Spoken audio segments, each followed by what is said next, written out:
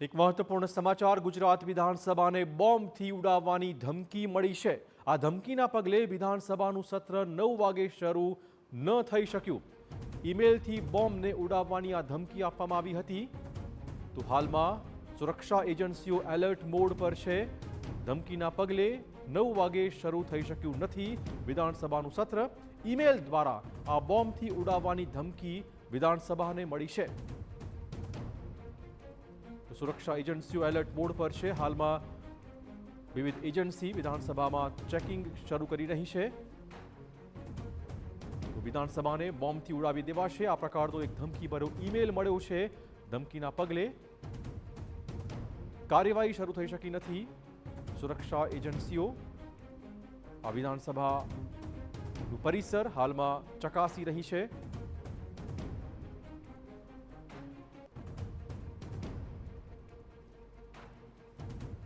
पहला शाळाओ पछी कोर्ट परिसर अने हवे गुजरात में विधानसभा गृह ने पण बॉम्ब थी उड़ाववानी धमकी मळता अफरातफरी मची। एक ईमेल आव्यो अने ईमेल में धमकी आपवामां आवी छे कि गुजरात विधानसभा परिसर ने बॉम्ब थी उड़ावी देवाशे। ईमेल मार्फते धमकी मळता सुरक्षा एजेंसीओ एलर्ट मोड पर आवी गई है।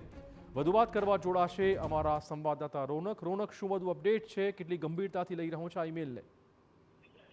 બિલકુલ થી કોર્ટ અને અલગ અલગ શાળાઓ બાદ હવે ગુજરાત વિધાનસભાને બોમ્બથી ઉડાવી દેવાની ધમકી પડેલ છે તે આજે કરવામાં આવ્યો છે। આજે સવારે 9 કલાકે ગુજરાત વિધાનસભા ગૃહની કાર્યવાહી છે તે નિર્ધારિત હતી જે શરૂ થશે, પરંતુ અત્યારે જે પ્રકારે ધમકીભર્યો મેલ મળ્યો છે તેના કારણે ગુજરાત વિધાનસભામાં નાસભાગ છે તે જોવા મળી રહી છે। તમામ જે ધારાસભ્યો પહોંચેલા હતા તેમને તાત્કાલિક વિધાનસભા ગૃહની અંદરથી બહાર કઢાવી દેવામાં આવ્યા છે। ન માત્ર એટલું, પરંતુ જેટલા સ્ટાફ છે તેને તાત્કાલિક ગુજરાત વિધાનસભા પરિસરમાંથી રવાના કરવામાં આવી રહ્યો છે। ડોગ સ્ક્વોડ, બોમ્બ સ્ક્વોડ સહિતની ટીમો છે તે અત્યારે ગુજરાત વિધાનસભામાં ચેકિંગ કરવા માટે પહોંચી ચૂકી છે। સ્વાભાવિક રીતે વિધાનસભા ગૃહ એ વીવીઆઈપી ઝોન હોવાના કારણે નિયમિત ધોરણે અહીંયા ચેકિંગ છે તે થતું હોય છે, પરંતુ આજે જ્યારે વિશેષ ધમકીભર્યો મેલ મળ્યો છે ત્યારે વિશેષ ચેકિંગ છે તે પણ કરવામાં આવી રહ્યું છે। ન માત્ર એટલું, પરંતુ થોડીક જ વાર પહેલા ગુજરાત વિધાનસભાના જે અધ્યક્ષ શંકર ચૌધરી છે તેઓ વિધાનસભા પરિસર પહોંચ્યા છે અને તેમના પહોંચ્યા બાદ નાયબ તથા ગૃહમંત્રી હર્ષ સંઘવી છે તેઓ પણ તેમના હોલમાં પહોંચ્યા છે અને બંને વચ્ચે જે બેઠકો છે તે ચાલી રહી છે। જે પ્રકારે અત્યારે માહિતી પ્રાપ્ત થઈ રહી છે તે પ્રમાણે જે 9 વાગે ગૃહ મળવાનું હતું તે મોકૂફ કરવામાં આવ્યું છે। જ્યારે સિક્યુરિટી ક્લિયરન્સ આવે ત્યારબાદથી જે ગૃહની કાર્યવાહી છે તે શરૂ થાય છે કે કેમ તે જોવાનું રહેશે, પરંતુ જે પ્રકારે જે બોમ્બની ધમકીનો સિલસિલો છે તે રાજ્યના જુદા જુદા ભાગોમાં યથાવત હતો તે મુજબ આજે ગુજરાત વિધાનસભાને પણ બોમ્બથી ઉડાવી દેવાની ધમકી મળી છે અને તેના જ ભાગરૂપે તમામ ધારાસભ્યોને, કર્મચારીઓને, અધિકારીઓને વિધાનસભા પરિસરમાંથી રવાના છે તે કરવામાં આવી રહ્યા છે। જી રોનક, ભૂતકાળની વાત કરીએ, ઈમેલમાં ખાલિસ્તાનનો ઉપયોગ હતો, નરેન્દ્ર મોદીનો ઉલ્લેખ હતો, અમિત શાહનો ઉલ્લેખ હતો। શું આજે કોઈ ઈમેલમાંથી કોઈ ચોક્કસ વિગતો સામે આવી છે કે ઉલ્લેખ કયો કરાયો છે ધમકી માટે? બિલકુલ થી અત્યાર સુધી જે જુદા જુદા મેલ મળ્યા છે તેની વાત કરવામાં આવે તો અત્યાર સુધી જે એક ખાલિસ્તાન જે પ્રકારે ઉલ્લેખ હતો અને બીજું જે પાકિસ્તાની મુવમેન્ટનો ઉલ્લેખ કરવામાં આવ્યો એ હતો। અત્યારે જે પ્રકારે ગુજરાત વિધાનસભામાં ધમકીભર્યો મેલ છે તેને થોડીક જ સમય થયો છે અને હજી સુધી જે આધિકારિક પુષ્ટિ છે તે નથી કરવામાં આવી। સંવેદનશીલ આ બાબત કહી શકાય અને તેના જ કારણે ક્યાંક ને ક્યાંક અત્યારે જે સુરક્ષાના ભાગરૂપે તમામ અધિકારીઓ છે, કર્મચારીઓ છે તે ચેકિંગ કરી રહ્યા છે। થોડીક જ વારમાં જે વિધાનસભા તરફથી સત્તાવાર માહિતી આપવામાં આવે છે કે કેમ તેના ઉપર નજર રહેશે, પરંતુ એક ચાક-ચौबंद સુરક્ષા વ્યવસ્થા છે તે વિધાનસભામાં કરવામાં આવી છે અને તમામ ખૂણે ખૂણે જે પોલીસનું ચેકિંગ છે, વિશેષ જે એજન્સીઓનું ચેકિંગ છે તે હાલ કરવામાં આવી રહ્યું છે અને તમામ જે અધિકારીઓ, કર્મચારીઓ છે તેમને સુરક્ષિત સ્થાને ખસેડવામાં આવ્યા છે। ધન્યવાદ રોનક તમામ જાણકારી બદલ। તો વિધાનસભા ગૃહને હાલમાં ખાલી કરી દેવાયું છે। તમામ સ્ટાફ અને ધારાસભ્યોને બહાર કાઢી લેવાયા છે અને હાલમાં સુરક્ષા એજન્સીઓ વિધાનસભા ગૃહનો ખૂણે ખૂણો તપાસી રહી છે। એક ઈમેલ દ્વારા બોમ્બથી ઉડાવવાની ધમકી આપવામાં આવી છે ગુજરાત વિધાનસભાને।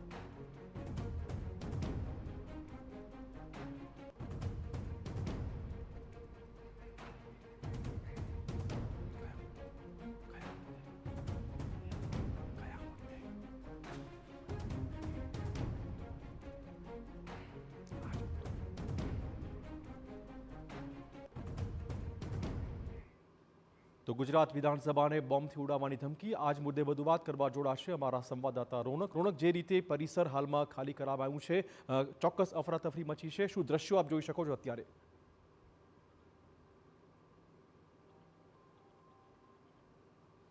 બિલકુલથી ગુજરાત વિધાનસભાને બોમ્બથી ઉડાવવાની ધમકી મળી છે. તેની સાથે જ આપ જે સીધા જ દ્રશ્યો જોઈ રહ્યા છો ગુજરાત વિધાનસભાથી, કે જ્યાં આગળ તમામ પરિસર છે તે ખાલી કરાવી દેવામાં આવ્યું છે અને તમામ જે અધિકારીઓ છે, ધારાસભ્યો છે, તમામને અન્ય સ્થાને ખસેડવામાં આવી રહ્યા છે. તો બીજી તરફ આપણે દ્રશ્યો બતાવવાનો પ્રયાસ કરીશું. જે સરકારી અધિકારીઓ છે, કર્મચારીઓ છે, તેમને ખાલી કરવામાં આવ્યા છે અને સુરક્ષિત સ્થાને ખસેડી લેવામાં આવ્યા છે. જે પ્રકારે આજે વિધાનસભા ગૃહની કાર્યવાહી છે તે 9 કલાકે મળવાની હતી, પરંતુ જે પ્રકારે 9 વાગ્યેની જે કાર્યવાહી હતી તેના માટે ધારાસભ્યો, કર્મચારીઓ આવી રહ્યા હતા, પરંતુ જે પ્રકારે ધમકી મળી અને ધમકીને કારણે હવે તમામ જે કર્મચારીઓ છે તેમને અહીંયાથી ખસેડી લેવામાં આવ્યા છે અને સુરક્ષિત સ્થાને લઈ જવામાં આવ્યા છે. અત્યાર સુધી કોર્ટ હોય અને તમામ બાબતો હોય તે તમામ જગ્યા ઉપર ધમકીઓ મળતી હતી અને ત્યારબાદ ખાલી કરાવવામાં આવતું હતું, પરંતુ હવે જ્યારે ગુજરાત વિધાનસભાને આ પ્રકારે ધમકી મળી છે ત્યારે તમામ લોકોને જે છે તે સુરક્ષિત સ્થાને ખસેડી લેવામાં આવ્યા છે અને જે કાર્યવાહી છે તે મોકૂફ કરવામાં આવી છે. ક્યારે શરૂ થશે તે હજી ખ્યાલ નથી. ધારાસભ્ય ગોપાલ ઇટાલિયા અહીંયા છે, તેમની સાથે વાત કરીશું. ગોપાલભાઈ, કયા પ્રકારે જે અત્યારે સૂચના મળી છે? 9 વાગે ગૃહ મળવાનું હતું. 9 વાગે ગૃહની કાર્યવાહી ચાલુ થવાની હતી, એટલે હું હમણાં 9 વાગવામાં 5 મિનિટ પહેલાં જ અહીંયા પહોંચ્યો વિધાનસભા. તો મને અહીંયા સરકારી માણસો, પોલીસ સ્ટાફ પાસેથી જાણવા મળ્યું કે અહીંયા વિધાનસભાની કાર્યવાહી SS2માં શિફ્ટ કરી છે, કેમ કે અહીંયા ધમકી મળી છે બોમ્બની. આ ખૂબ જ ગંભીર બાબત છે.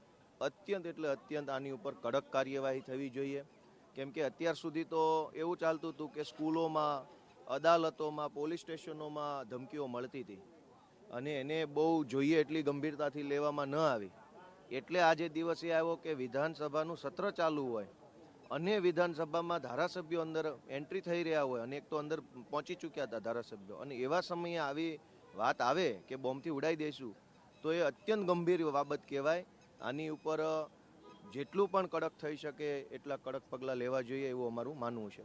સ્વાભાવિક રીતે જે ધારાસભ્યો છે તેમને જાણ કરવામાં આવી છે અને તમામ લોકોને અહીંયાથી ખસેડવામાં આવે છે. બીજી તરફ હું આપને દ્રશ્ય બતાવવા માંગીશ કે આ જે વિધાનસભા છે તેનો મુખ્ય પ્રવેશ દ્વાર છે તેને બેરિકેડ કરી દેવામાં આવ્યું છે અને સુરક્ષા કર્મીઓ દ્વારા તેને કોર્ડન કરી દેવામાં આવ્યું છે. એટલે કે કોઈ પણ વ્યક્તિ, કોઈ પણ ધારાસભ્ય, કોઈ પણ કર્મચારી છે અથવા તો કોઈ પણ મુલાકાતીઓ છે, અત્યારે જે વિધાનસભા સત્ર ચાલી રહ્યું છે તેમાં અનેક મુલાકાતીઓ છે તે આવતા હોય છે અને મુલાકાતીઓને અહીંયા પ્રવેશ બંધી છે તે અત્યારે કરવામાં આવી રહી છે.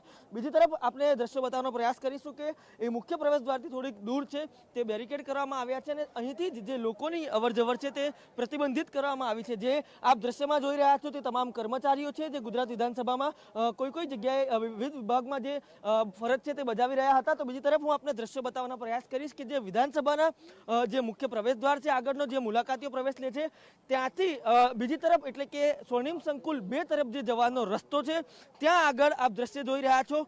મોટી સંખ્યામાં જે કર્મચારીઓ છે તેમને રવાના કરવામાં આવી રહ્યા છે, તેમને મૌખિક સૂચના આપીને અહીંયાથી રવાના કરવામાં આવી રહ્યા છે. બીજી તરફ આપ જે ગાડીઓની મુવમેન્ટ જોઈ રહ્યા છો તે ગાડીઓની મુવમેન્ટમાં જે મંત્રીઓ છે અથવા તો જે ક્લાસ 1 અધિકારીઓ છે તે મુવમેન્ટ કરી રહ્યા છે અને તાત્કાલિક જે વિધાનસભા ગૃહમાં જે કાર્યવાહી ચાલી રહી હતી ત્યાં જુદા જુદા અધિકારીઓ હોય છે, નેતાઓ હોય છે, તેમને જે હોલ છે તે ફળવાયેલો હોય છે. તમામ લોકો અહીંયાથી બેસીને પોતાની કામગીરી છે તે કરતા હોય છે. તમામને અહીંયાથી રવાના કરી દેવામાં આવ્યા છે અને સલામતીના ભાગરૂપે અત્યારે વિધાનસભાની અંદર જે બોમ્બ સ્ક્વોડ અને ડોગ સ્ક્વોડ દ્વારા ચેકિંગ છે તે કરવામાં આવી રહ્યું છે. થોડીક જ વાર બાદ જે ક્લિયરન્સ આવશે, પરંતુ અત્યારે વિધાનસભા અધ્યક્ષની ચેમ્બરમાં નાયબ મુખ્યમંત્રી હર્ષ સંઘવી છે તે પહોંચ્યા છે અને હવે આગળ શું કરવું તે અંગે ચર્ચા વિચારણા છે તે કરી રહ્યા છે.